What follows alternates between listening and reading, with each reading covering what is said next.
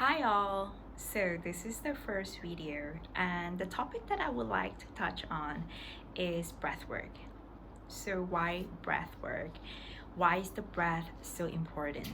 Now, I realized from my interactions with people when we talk about health and wellness, exercise, fitness, blood pressure, stroke, topics like this, and many people never really discuss or even have the awareness of how important the breath is in all this.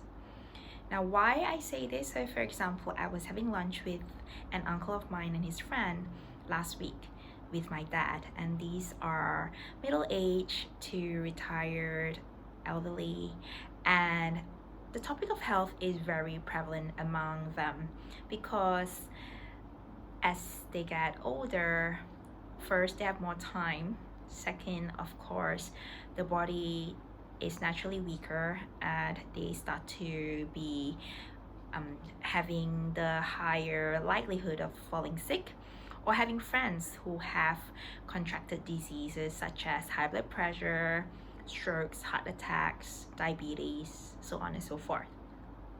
Now, why do I want to talk about breath today and how does that relate to all that? So firstly, the breath is so important because aside from keeping us alive, it actually is so powerful in helping us to calibrate how much energy we have within us, what we call the vital energy, prana in yoga terminology. Okay, I don't want to go into too much lingo yet because I don't want to scare you guys away, because this is just the first video and I don't want it to be full of lots of difficult terms, Sanskrit words or medical jargon. I'm going to try to keep all these theories very simple and very palatable and easily digested by you guys. I'm going to keep the usage of words to be simple layman language, and I'm going to try to make these videos as lighthearted as possible so that you guys can use it and also enjoy listening while also contributing. I would love for you to add in your own comments and questions and also share your experiences and where there are things that you agree with or things that you do not agree with. I'm happy to have a healthy discussion and debate about all the different possibilities out there, and also to learn about your own experiences, because health is a very personalized area where different bodies have different experiences and different reactions to different things. So in this particular video, I'm going to share with you the few benefits of breathing, but also how to breathe. More importantly, I want to be able to share with you some techniques that you can use on your own. And this comes from my background as a yoga teacher. Pranayama is breathwork, and it is a method to help to control the amount of energy that goes in and out of your body, what kind of energy that we have. So I talk a lot about energy, and I'll go in more detail about what energy is and how do we form energy, and also there is energy that is good or energy that's maybe a bit not as good, maybe a bit of agitated energy or nervous energy or anxiety, and how do we use breath to balance out all these different kind of energy that we have within us. So without further ado, let me start by introducing some concepts and techniques. Now, as we know, well, you may not know that breath not just carries with it oxygen and air, it also carries with it energy. Now, what is energy? So there's so many ways to explain it, but in the most rudimentary form that I would like to introduce the concept of energy and why it's so important is that energy makes us feel different. as I mentioned before, the different types of energy, and obviously we all want to attract good energy into our body. And why I feel that I can share about this topic, partly because for those of you who know me, whether it is in classroom where I'm teaching classes, high intensity or low intensity, meditation, dance fitness, HIIT, whatever it is that I am doing, and also outside of classes, if you're my friend or someone who has hung out with me or watched my videos, or people who've never met me in real life, just following my Instagram or YouTube channel, which is new by the way, so do subscribe to my YouTube channel. Anyway,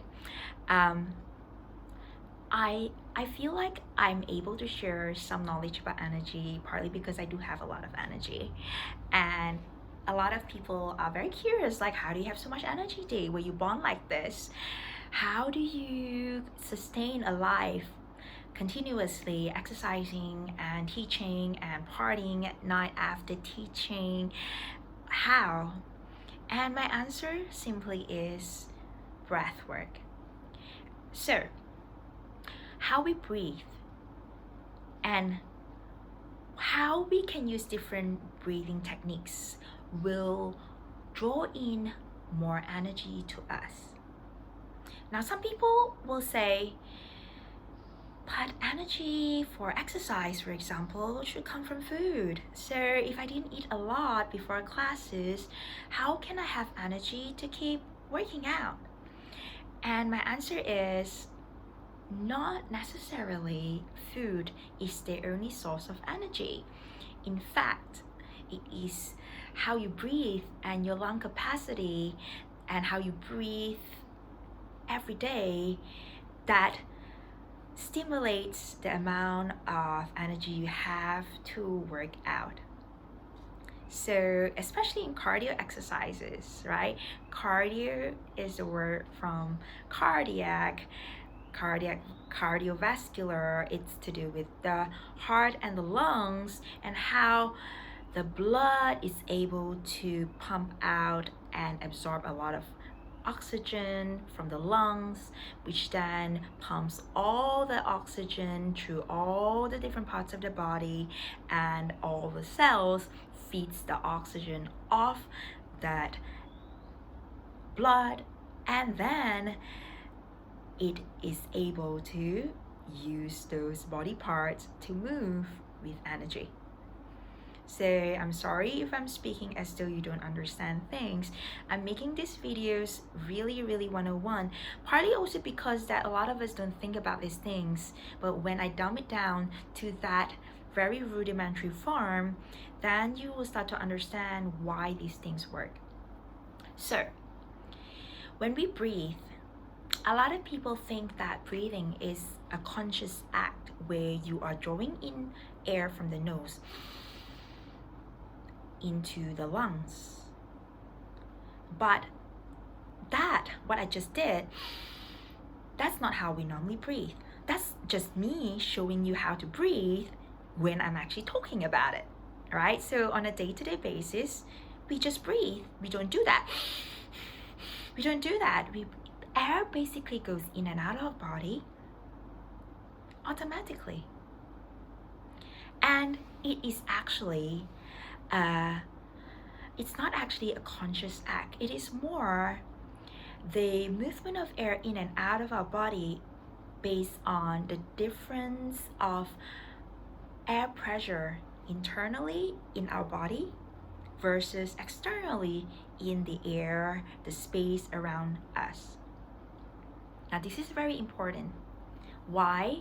Because when you understand that breathing is actually the movement of air from a place of higher pressure to lower pressure, then you will understand how to create a space within your body that has the lowest possible air pressure to allow more air to be inhaled in with each breath, that then enlarges the amount of air that is drawn in, maximizing the amount of oxygen that is drawn in, along with the subtle prana energy that comes in with breath as well.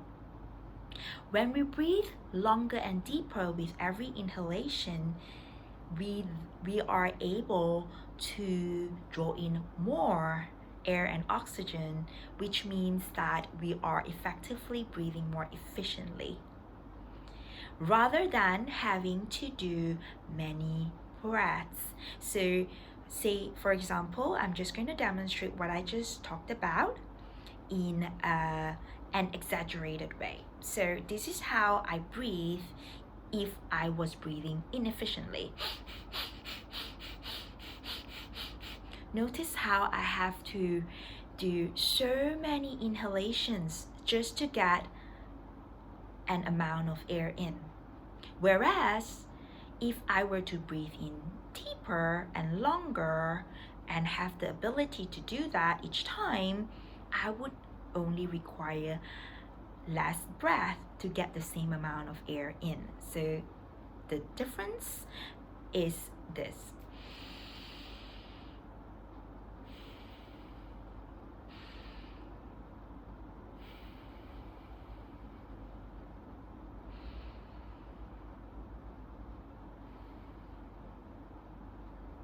So the first thing I want to share with you is that longer, deeper breaths, all things being equal, is higher quality and more efficient breathing. Now, have you ever noticed that when you are breathing long and deep, normally you become calmer? For example, when someone's having a bit of a panic attack or they're crying, so crying is like this. So when someone's crying so dramatically, the breath is really short and sharp. Right? So that kind of breath is equivalent to, or represents, or is related to feeling stressed, feeling unhappy, feeling emotional, feeling worked up. Whereas when you breathe long and deep,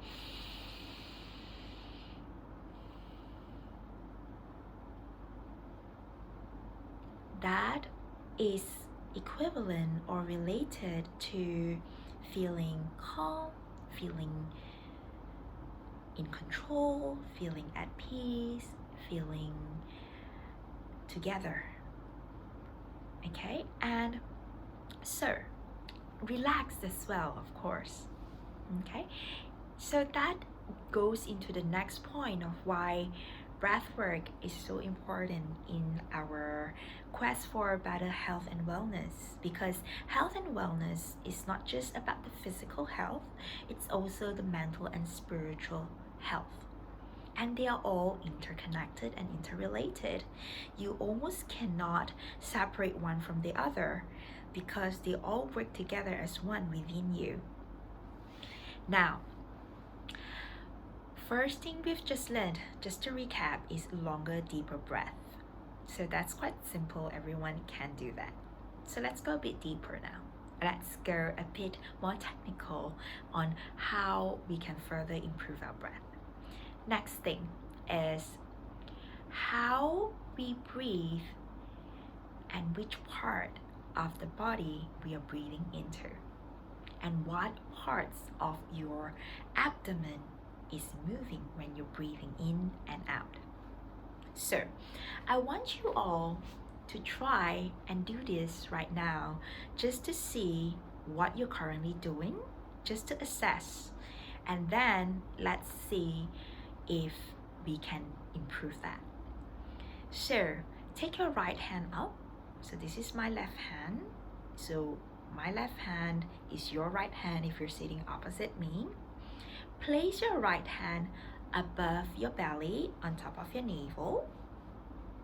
And then your left hand, this is my right by the way, your left is the equivalent, on top of your chest. I want you to close your eyes and observe as you breathe in normally, just normal breathing, when you breathe in, which part or which hand rather is moving, and how that hand is moving, whether it's moving outwards or inwards towards you, whether it's breathing outwards or inwards. So take your time, a few breaths, and observe which hand. Is it the right hand above the belly or the left hand above the chest, or both hands moving? And take note of how they're moving when you breathe in and how they're moving as you breathe out. Now, just giving you time to do that.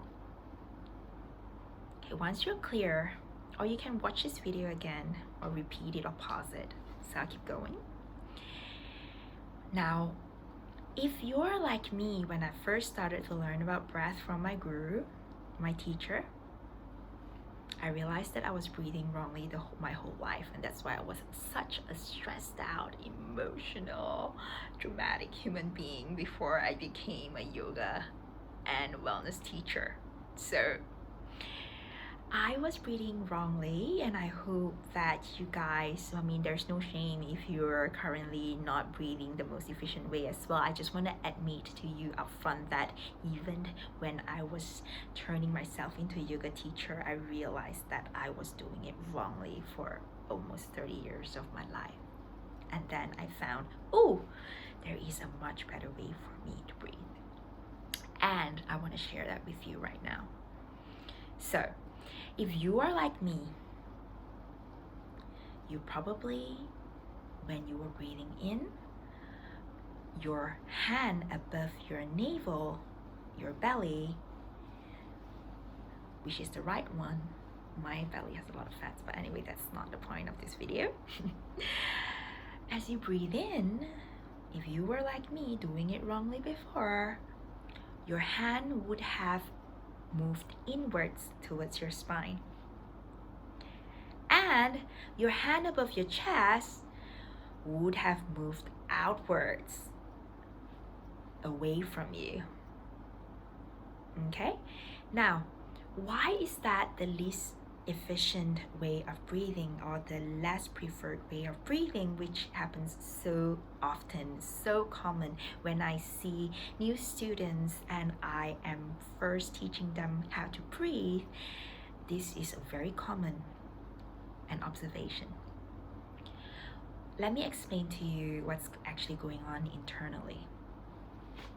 This is your thoracic region, the thorax. The thoracic region houses the lungs and the heart. The abdominal region below that, where your belly is the part of your body that houses the stomach, the intestines, your digestive system. Now, between these two segments of your body is a very important piece, which is called the diaphragm. This piece, diaphragm, is a very important part of your body that helps or hinders how you breathe, because it is a piece that is right in between the two. And let me explain to you what it does. So the diaphragm's shape is something like an umbrella, okay, sitting here below your rib cage. And whether it moves up or down will determine how much space is within your thorax, the upper part where your lungs are. And what is going on if you were breathing like what I just mentioned before, your belly coming in when you breathe in, is that your diaphragm is pushed upwards,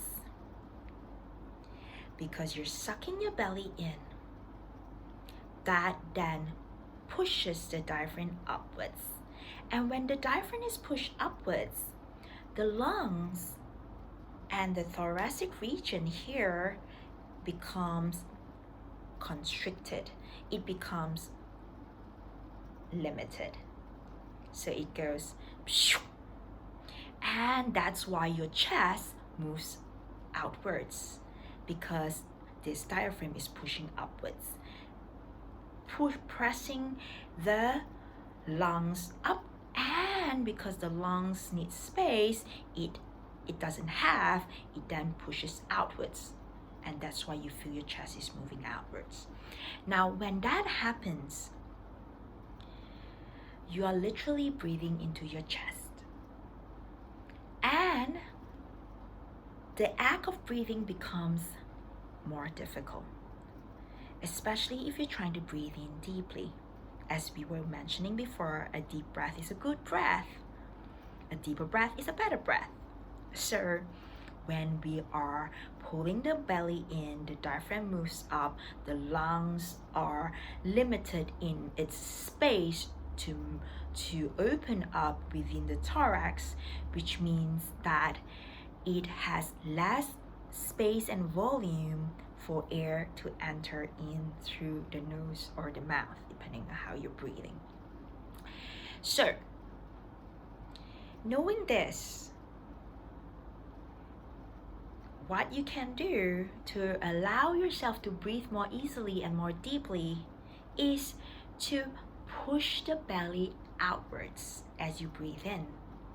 If you're already doing that, if your observation just now of how you're breathing shows that when you breathe in, your belly is pushing outwards and your right hand was moving towards the screen, then congratulations, doing great. But if you're not, that's fine. That's why this video is here for you. So when you breathe in, try to push the belly outwards. So then breathing becomes a muscular exercise of the abdomen instead of an exercise of the nose. Okay, so that's not what we do when we actually breathe. What we do is actually to enhance the breath is not to exert more energy through the nose, but to push the belly outwards.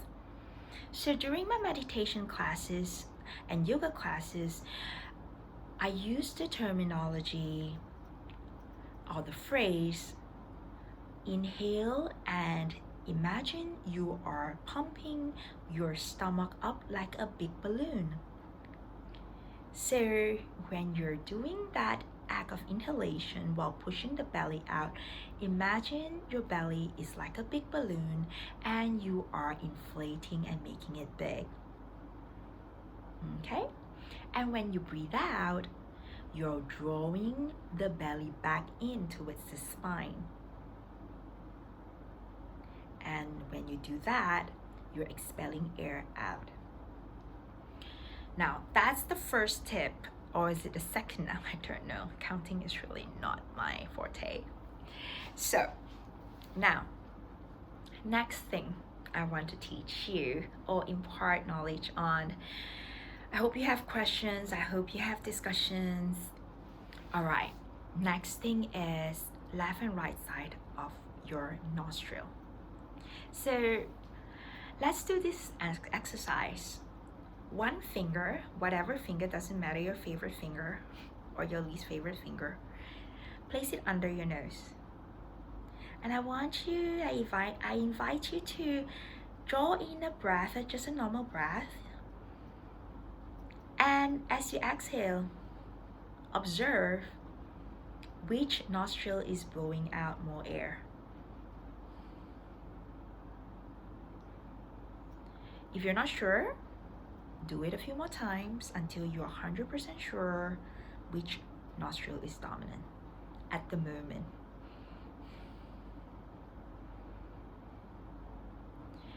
I can tell you my answer at the moment. Again, there's no right or wrong answer. It's just what your body is experiencing right now.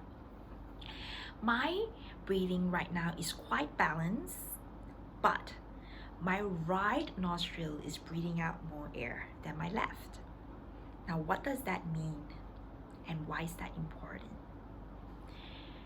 The body is split into the left side and the right side. And this is very relevant and important when explaining the nervous system. The nervous system is divided into two sides, the parasympathetic nervous system and the sympathetic nervous system. The sympathetic nervous system, now these are big words, so forget about these words, forget I said those words if you're not into big words. Okay, let's just call it left and right. Okay, keep it simple. The left side, so your left side is basically my right side at the moment. Okay, so this is your left side if you're facing me right now, and right side. Okay, the left side is the side that is related to, for a lack of a better word, relaxation, calming, passive activity. Whereas the right side, your right side, my right side, is related to active,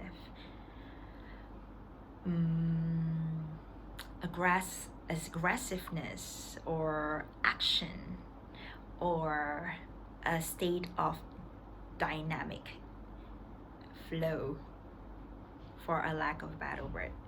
So why is this important? Because these two, left and right, now for those who like jargon and want to learn more, Ida Pingala, left side, right side, or parasympathetic versus sympathetic nervous system, right?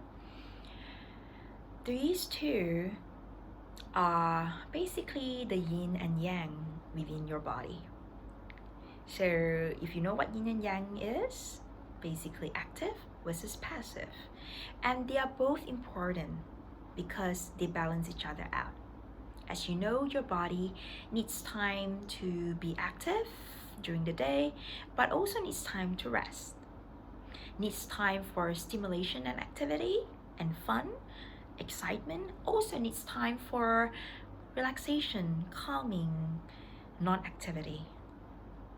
And if these two are not working collaboratively and in tandem with each other in a balanced manner, then health issues may start to arise. For example, if your right side, your active side, is overstimulated and too dominant, you may not be able to sleep properly because your mind cannot switch off. Or for example, your left side is too dominant and you're too relaxed all the time to the point where you can't bring yourself to get work done. You don't feel motivated to go out and meet people. You're not feeling inspired or energized to do anything. That is also a problem. So why this is related to breathing, and why is this relevant in this topic of my knowledge sharing today? I would like to introduce to you one of the most commonly used and basic breathing techniques called Nadi Shodhana, alternate nostril breathing, which helps to balance out both sides so that if there is a blockage of one side, over dominance of another side, we are able to smooth that out so that both are working in equal proportions. Now, before I begin to explain how to do Nadi Shodhana, let me also explain to you that so we had that question before, which side is more dominant? It is okay to have one side more dominant than the other at any point in time. So the goal here, just to clarify, is not to ensure that you're always breathing out equally out of both nostrils, because it's actually almost humanly impossible. And the goal is really to be able to allow the body to switch from one to the other at the right time and frequency. According to scientific research, there is obviously no one size fits all, but On average, according to research in one of the classes that I attended, one of the workshops that I attended for breathing, one of my teachers mentioned the number 188 minutes. And this actually means, on average, people switch their dominance of breathing in and out of from one nostril to the other every 188 minutes on average. However, say for example, if on that day you're drinking a lot of coffee and you're super hyped up and charged up all day, you may be breathing out more from your right side as opposed to your left side, and maybe your body is switching only every 2 or 3 hours if you continuously pump yourself up and drink coffee. I do that sometimes. I refuse to let my body to switch into the relaxed mode because I really need to be working or getting something done. Okay? Or the other way around. Anyway, so now that you are aware of which side is more dominant, there are a few versions of Nadi Shodhana that you can do on your own. And when it comes to these breathing exercises, try to do them first thing in the morning if you have time.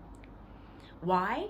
Because when you practice your breathing first thing in the morning, you are actually training your body and your muscles. Remember how I talked about how breathing is actually muscular movement of the abdomen and training the belly to move a certain way to allow for air to enter into the body. So when you do it first thing in the morning, you're actually setting your system up so that it will be able to do it automatically that same way for the rest of the day. But also the other thing to bear in mind is you can also use these different techniques to hack into your body, so to change what you want it to do at any point in time. So for example, you're in a meeting at work and you're feeling a bit sleepy and you're nodding off while someone's speaking and it's a very important client or your boss and you don't want to appear like this. So what you can do is, now that you know this information, you're breathing mostly in and out of your left side of your nostril, of your nose, the left nostril. And what you can do is you can close the left side and force yourself to breathe in and out of the right side to move the dominance and activate the right side of your body, the active side. So that's the first hack you can do. So that's not alternate nostril breathing. That's basically what we call Surya Bedana, which is basically breathing through the sun side. Surya is the Sanskrit word for sun, and sun is representing activity, light, vigor. Okay, so you can do that. Let's say at night, 11 p.m., and you're really trying to sleep early tonight because you have to wake up early tomorrow morning, you have a very important event to go to or a meeting or something, and you can't seem to fall asleep. Your mind is going tick-tock all around the world and you're feeling like, oh my gosh, and you're starting to count sheep, count horses, count monkeys, count everything you can think of, and you still can't seem to fall asleep. What can you do? Think about it. That's right. So what you can do is the opposite of what we were talking about just now, which is close your right side of your nose and breathe in and out through your left side, which is the side that helps to activate the relaxation part of your body, your nervous system. Okay, now, so those are the first two hacks that you can use, and those you can do whenever you need it, bearing in mind it's a temporary solution. Which means, let's say you're nodding off at work, you're nodding off in a meeting, and you're really tired, you didn't sleep well last night, you were watching TV till late, some TV show was so addictive, or you were watching some tennis game. Anyway, Temporary solution is to force yourself to breathe in and out through the right side just to pump up your energy level and activate your active sympathetic nervous system temporarily for maybe an hour during that meeting to stay alive and looking perked up. But ultimately you do have to go home and rest and sleep because your body cannot keep being pumping up by this method. Okay, so it's a temporary hack, not to be used all day every day. If you're like, I don't want to ever sleep because I want to be a superhero and I want to achieve so much stuff, therefore I want to use this method to pump myself up and perk myself up 24 hours and 7 days a week so that I can be the most bionic man and human and achieve all these great things. Please do not do that. Remember my first video, moderation, apply these tricks sensibly. Okay, these are temporary hacks you can use, but do not overuse it, because ultimately if you do that and keep pumping yourself up with air by breathing in through the right side all day every day, other issues will come up. For example, you may not be able to sleep when you really need rest, and the physical body becomes so strained and overly stressed with all that extra stimulation that is not natural within your system. Bear in mind, left and right needs to by and large work half and half.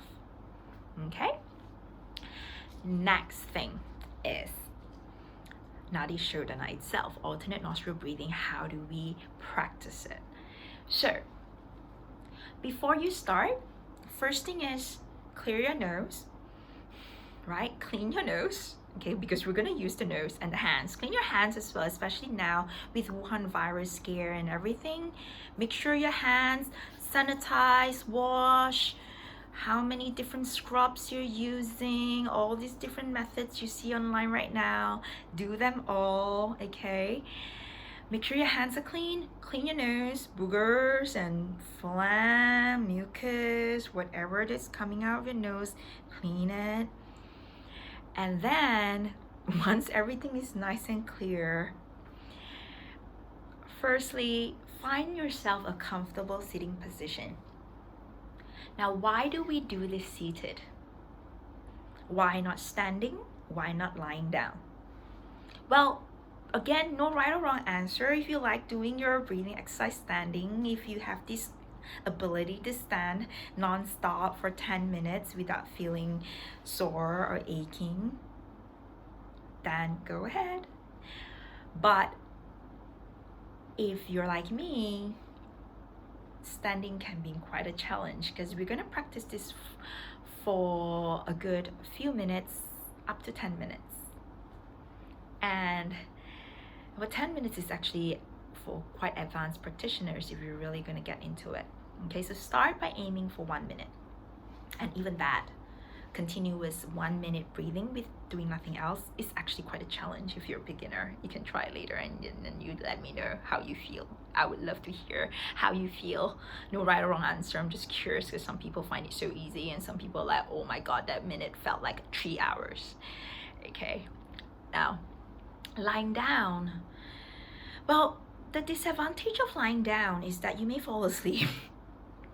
Like me, I fall asleep quite easily. So if I'm lying down and doing something like that, breathing, I may get so comfortable that I may end up snoring and waking up 3 hours later thinking, oh my god, where am I? What am I doing? Wow, how did this happen? Okay, so that's like the main disadvantage of lying down, and which is why most meditation and breathing pranayama techniques are taught seated. Now, how do you find a good comfortable sitting position? So I have been sitting cross-legged on the floor, by the way. Not many people at a beginner level can sit cross-legged for so long. I mean, this video has been going on for 39 minutes. Not many people can sit without starting to feel like their whole body is about to break. To be honest with you, my hips are starting to hurt a little. My sitting bones are starting to feel a bit numb, a bit uncomfortable. Okay, but I'm still holding up, thank God, to all my practice of yoga. But how should you sit? find a nice, beautiful cushion and place it under your buttocks. Trust me, it's gonna help you and you're gonna need it. Even if you don't, it's not gonna harm you.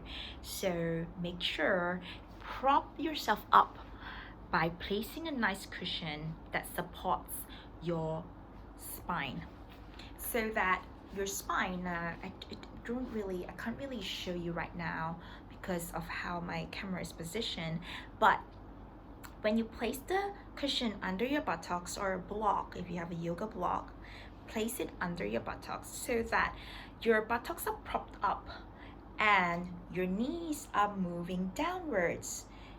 And so your spine automatically is lifted and not drooping. Okay? So why is the spine being lifted and strong and tall very important when we are doing breathing exercises? Because of this concept called chakras, energy centers. Okay, so if you've heard of the word chakra and you wonder what it is, or if you've never heard of it, it's fine. If you want to learn a new word, if you don't want to learn a new word, it's fine. Just know about this concept called energy centers. There are 7 main energy centers within our body.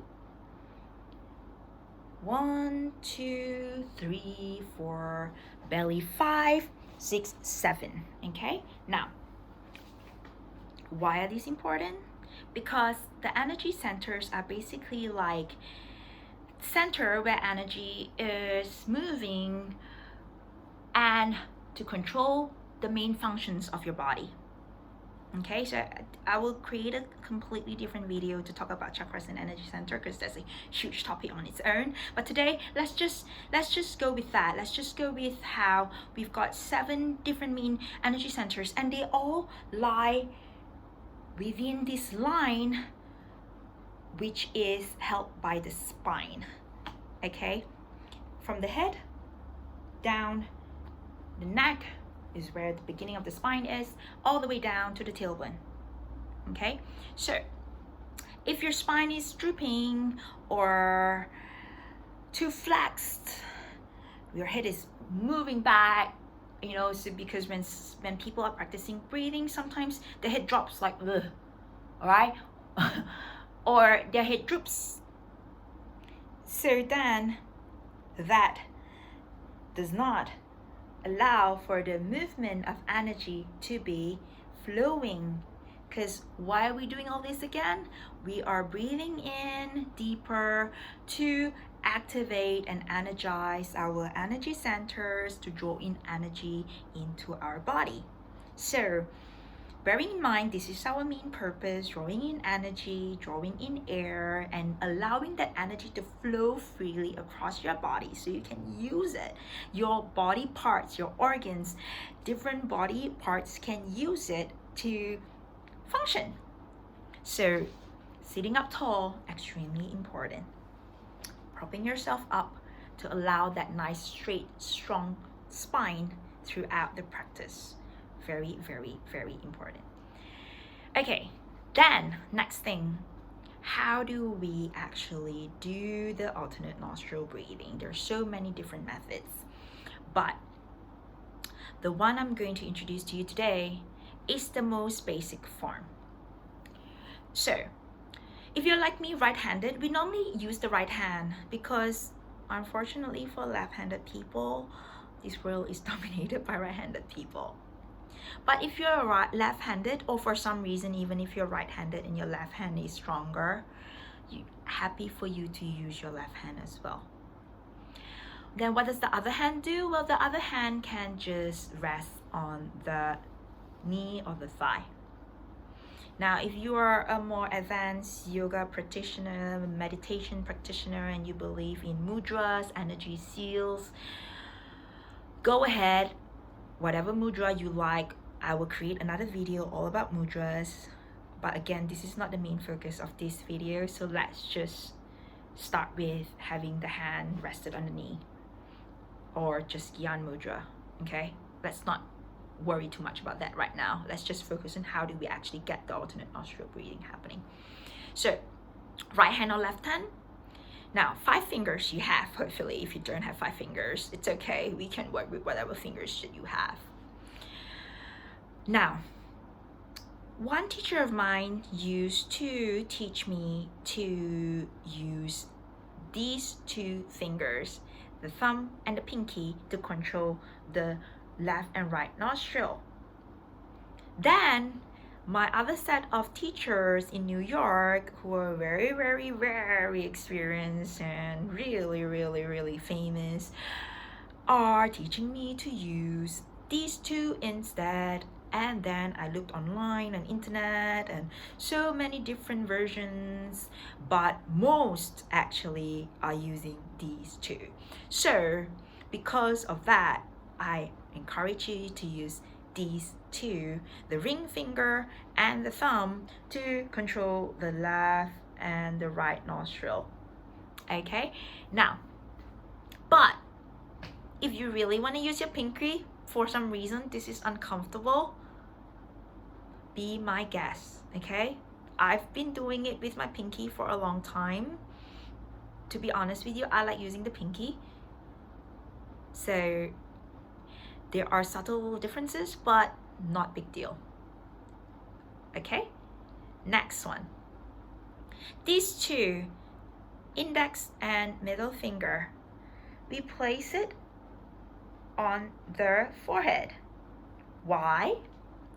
Because now, before I go into yoga terminology, right, the forehead, behind the forehead is your brain. If you have a brain, I hope you do, okay? I'm kidding, you do have a brain. Now, so we want to be able to tap into the brain here because we want to really push energy in from the brain to go down, and also we want to be able to tap into the power of our brain. This whole breathing exercise, aside from the physiological and physical benefits of drawing in oxygen, energy, also we want to raise our consciousness. We want to become more intelligent, more wise, more focused, more bing. Okay, so why we do all this? So many different reasons. So we're gonna try to hit all of the benefits and all of the good stuff from one action. So that's why we're trying to really press and hit onto the third eye in yoga terminology. The third eye is the chakra, the Ajna chakra. Oh, some people call it Ashna, but it's actually Ajna. Anyway, the point is that chakra, that energy center, relates to the part of your brain that is functioning in terms of making judgments, perception, understanding, intuition, making decisions. You want to be able to tap into that, to be able to use your breathing exercise and meditation to really create a sharper, clearer, more efficient brain, mind. Okay, so there. The other reason is, if you're like me or anyone else, breathing in and out can get boring, and then you start thinking, oh, what am I gonna have for dinner? Oh, what happened yesterday? Oh, am I going out tomorrow? Is the Wuhan virus coming? What am I gonna do if I run out of masks? So your mind is gonna jump. It's going to be distracted. So you're really going to use these 2 fingers to press into that mind and be like, shut up and focus, because it is time to breathe and not think of anything else but be present in the current moment. Okay?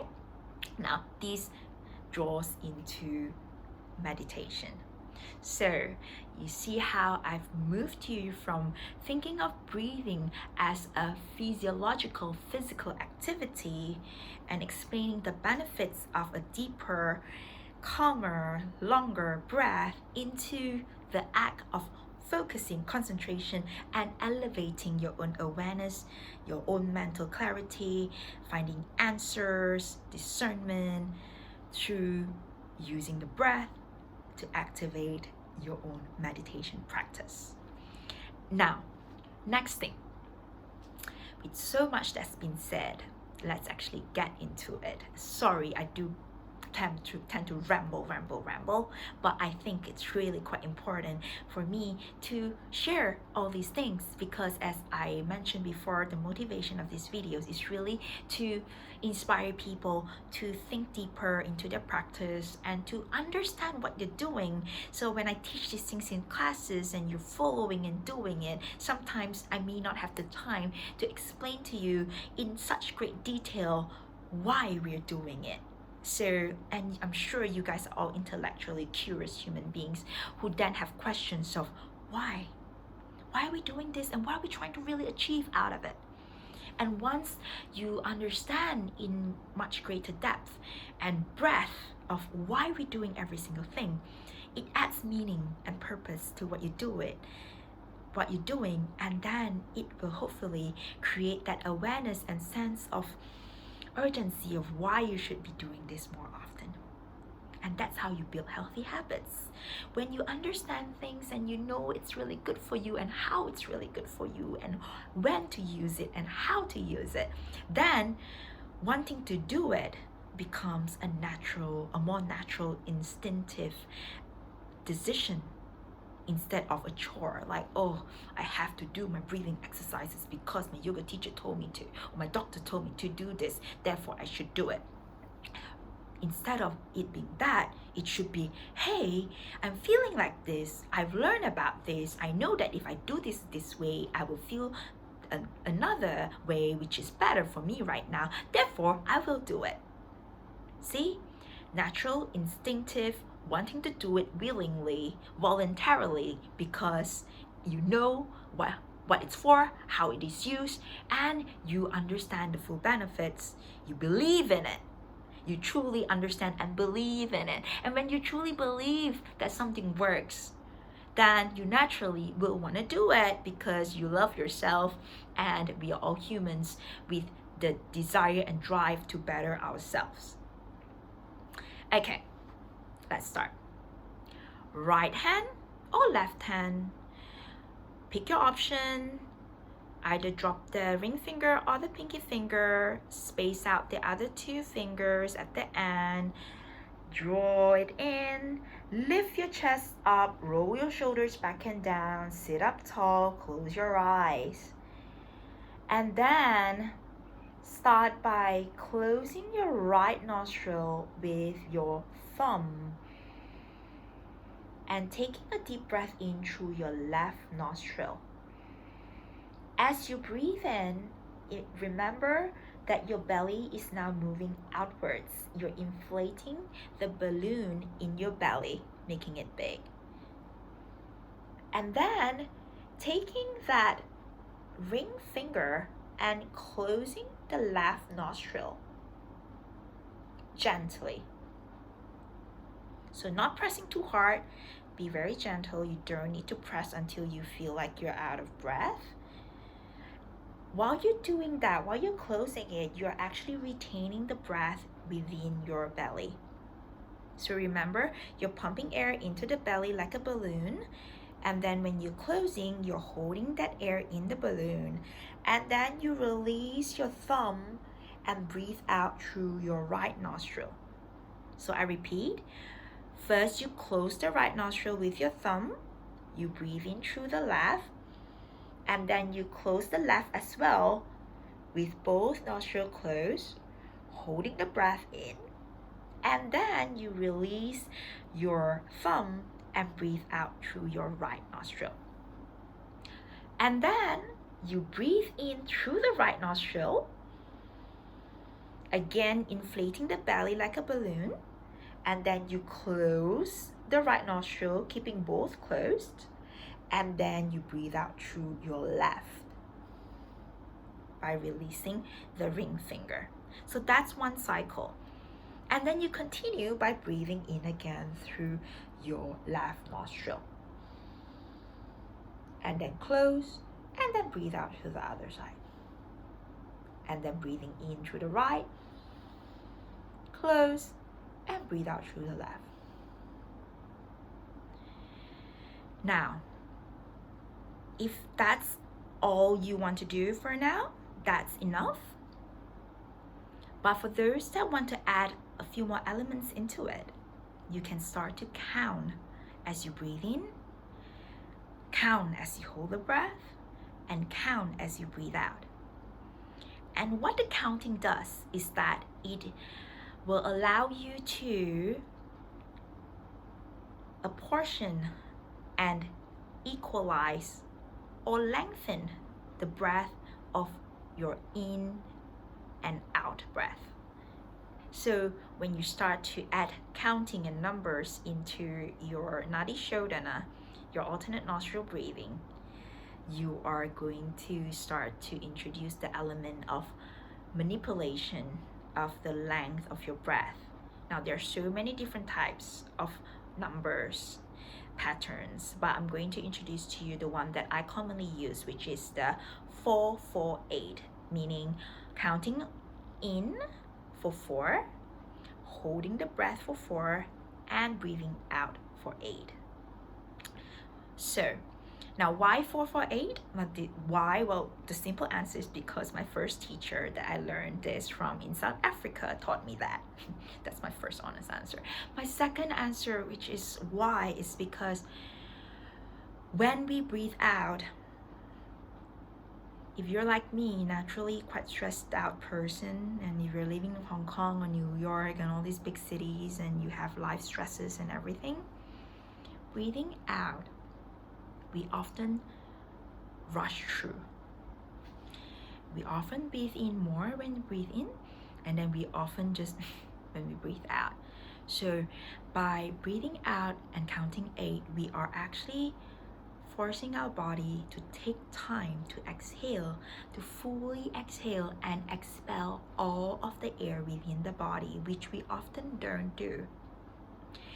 And what happens when we don't completely expel all of the air within our body is that toxins and stale air is kind of trapped in the body.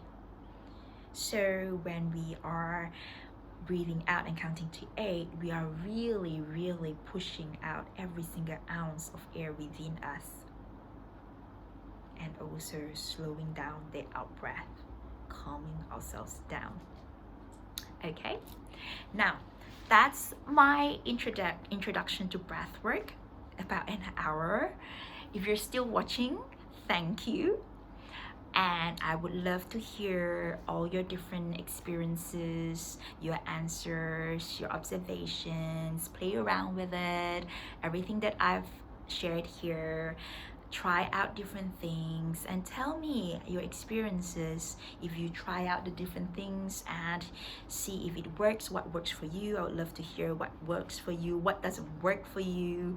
I'm happy to share or try out other things if those things don't appeal to you, or for some reason maybe someone would tell me, I tried this and for some reason I still can't go to sleep, or I tried doing that, I was trying to stay awake in a meeting, or I'm trying to count but I keep getting distracted because there's a cat beside me, or I keep thinking about what to eat, or I was hungry.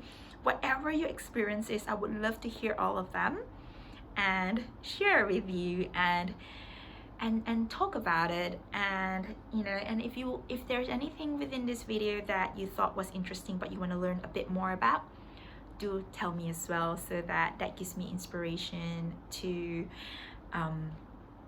produce more materials for my following videos, and hopefully we can all work together in these videos and learn together. All right, now thank you for watching. And I hope if you enjoyed this video and you found it useful in any way, subscribe to my YouTube channel, send the links to your friends, your family, your mom, your uncle, your grandpa. And also, if you have Instagram, do follow my account on Instagram at Dee Dream Life, or Facebook, Dee Dream Life. And I hope to see you soon in my next video. Hope all of you take care, stay well, and smile and drink lots of water. Namaste.